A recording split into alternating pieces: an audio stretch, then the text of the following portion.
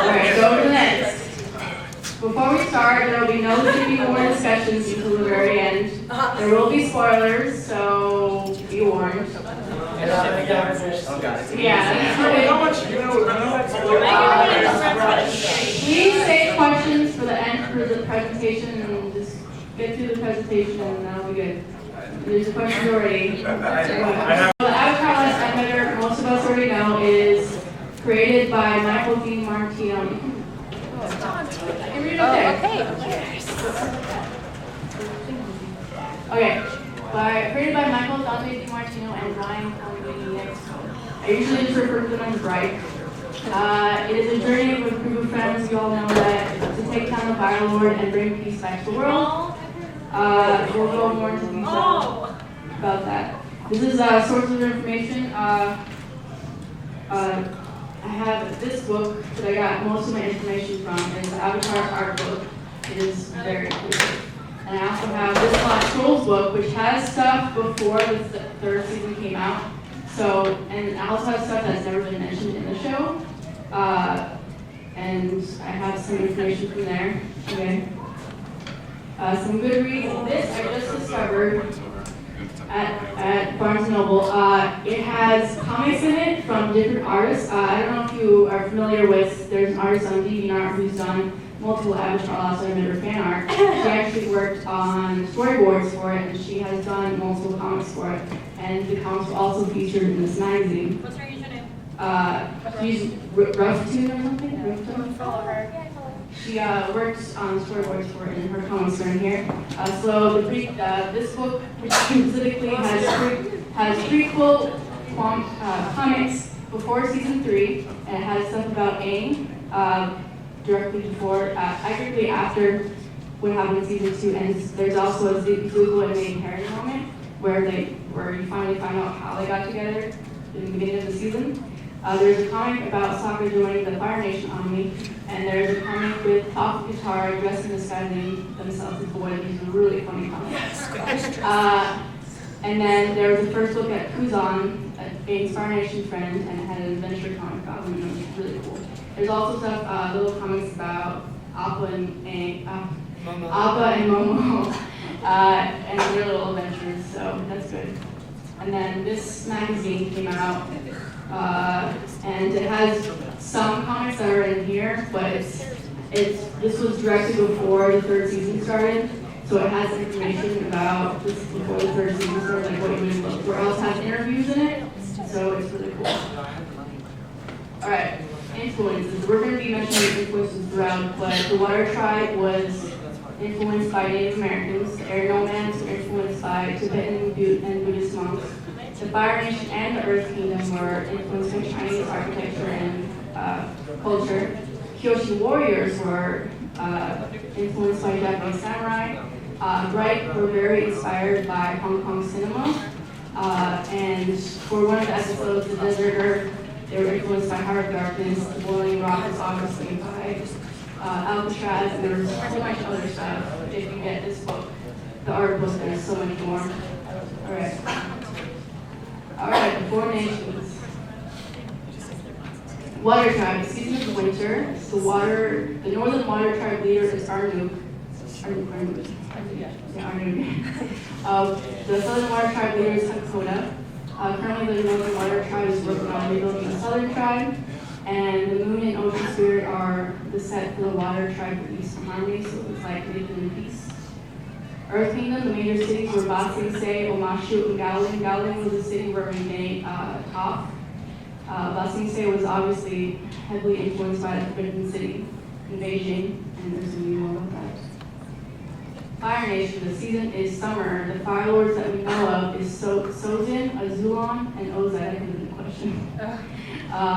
Landscape was inspired by Iceland.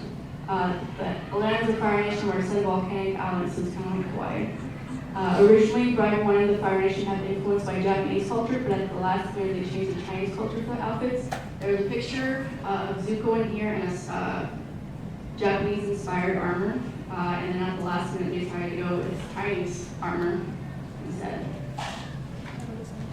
Oh yeah, the Sun Warriors were inspired by the ancient Mayan cultures. Air nomads, the season is autumn. They are the most spiritual. They built the temples in hard-to-reach places in order to seclude themselves. This information was from the school's book. The northern and southern air tribes were run by monks, while the eastern and western air temples were run by nuns. Weapons and martial arts. Waterbending. Waterbending was based after Tai Chi. They redirect the energy from an attack to use against their opponent. They control rather than destroy, heal rather than harm, and use their powers for good.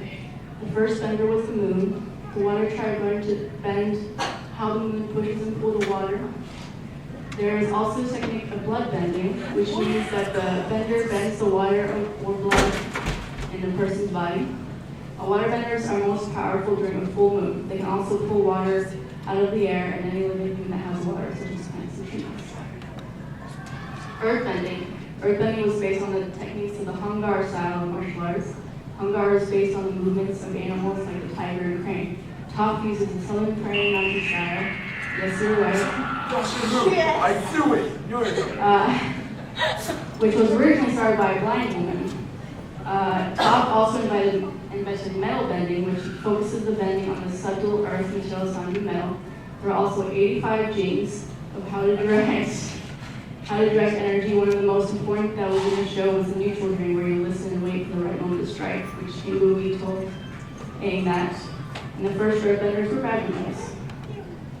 Firebending. Firebending uses three main styles of Kung Fu. There's a Xingyi style, which incorporates strikes from the classic 7 stars, and 7 stars are like your joint areas. The Southern Dragon Claw, which utilizes the hand to seize and hold targets.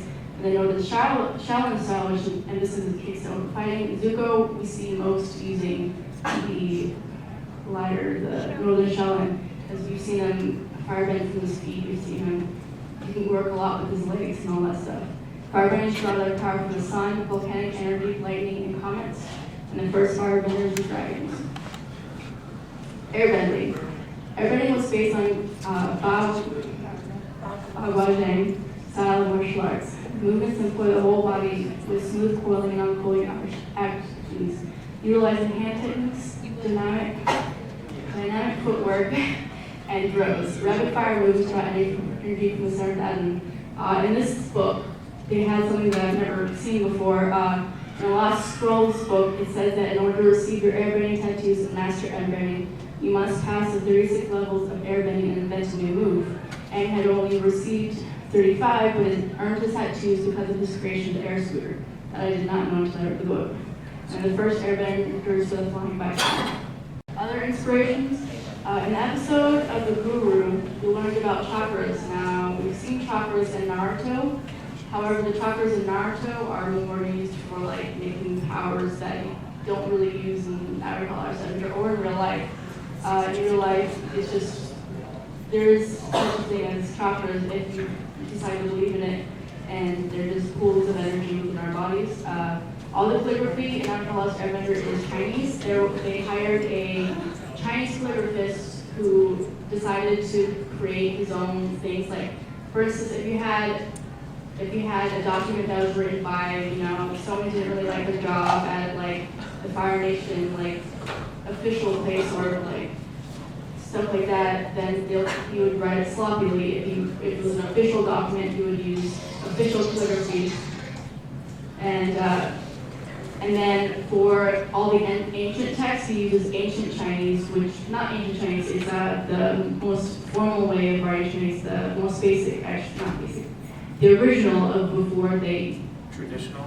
Traditional, yeah, but more traditional than regular traditional Chinese. It's where the characters were originated from. The picture? Yeah, the pictographs, that's the word. Cowboy Bebop inspired characters like Jet and the Cabbage Man. The Cabbage Man, because in Cowboy Bebop there's those 3 characters who kind of show up throughout the series, and they wanted a character like that, so they used the Cabbage Man. And then obviously Jet is like Spike from Cowboy Bebop. Also, it was mentioned in the book that Jet came back in season 2, and they used a sentence where Jet unfortunately met his tragic demise. Now, for a long time, I wanted to believe he was still alive, but apparently, in the book, it said he met his tragic demise, so I'm guessing that means he's not going to come back. So the series is over? No, it was at the end of season 2 when Jet dies. Tom said he's lying. What? Tom said he's lying. He's lying saying that he's okay. Okay. Yeah. I'm so sorry. Alright, okay. Yeah. Alright, okay. Neon Genesis Evangelion inspired characters like Lee, Billy, and Avery. I love You have a question yet? What character from the Evangelion inspired you? Me? No, it's just the way that they have, like, I mean, I can look at it. They didn't say a specific character, they said the way that they have, like, the upper body strength and, like, they... I get it, it's that drawing design of the angles. Yeah, sure. And then obviously Hayao Miyazaki inspired characters like Appa because of the cat bus and like Totoro. Alright, these are some interesting quotes. There's a lot of good quotes because the art book is narrated by both Mike and Brian, and I had to narrow it down to these quotes. When we pitched the show, we imagined that Aang was 10, Kentaro was 12, and Sasuke was 13. But upon Eric Coleman's suggestion, who was the producer, I believe, we aged them up a couple of years during the development process. Early on, we knew that Zuko would turn to Aang's opponent from his opponent to his ally. We didn't know exactly when it would happen or how. As we settled in the concept of Asia-influenced fantasy world, the idea of using traditional Chinese martial arts to manipulate the endless was the next logical step. Films like Shaolin Soccer helped influence this idea, building on tradition in Hong Kong cinema of blending supernatural powers with kung fu. Mike and I wanted to make an American show that took its stylistic cues and sensibilities of Japanese anime. There is such a keen sense of observation and much of the animation out there in Japan. Okay, this is going to be fun. Some live action mistakes. You've seen a live action movie, you know it's horrible. If you haven't, don't. Yeah, you haven't. They ruined Santa's character in serious unsuspected funny joke. Okay, let's list some things. Aang really gets his tattoos for mastering airbending, not for meditating for a long time, like he did in the film. In the film, he has yet to master airbending, like it doesn't make sense. He's supposed to master airbending already. And actually has trouble learning earthbending, not waterbending, like it was in the film. Most of the names were mispronounced. He changed the director changed. Huh? Soka and Hong. He was Yeah. actually changing the way they were supposed to pronounce on purpose.